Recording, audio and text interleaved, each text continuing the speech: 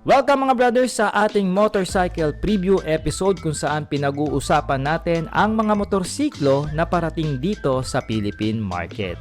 Bago nga matapos ang taon mga brothers, Yamaha Indonesia ay nilabas ang pinaka-latest Mio Aerox 155 nila na magiging 2025 model. At sigurado, ilalabas ito ng Yamaha Philippines next year 2025.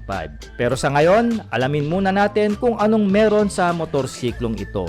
Magmula sa kanyang specs, features, variant at syempre pa kulay at presyo. So mga brothers, bago tayo magpatuloy, kung nais nyo pong suportahan ang ating YouTube channel, huwag nyo pong skip ang ads. Kung sa Facebook naman kayo nanonood, pakishare naman po ang ating episode para mas malayo ang marating ng ating video. So mga brothers, let's go sa go!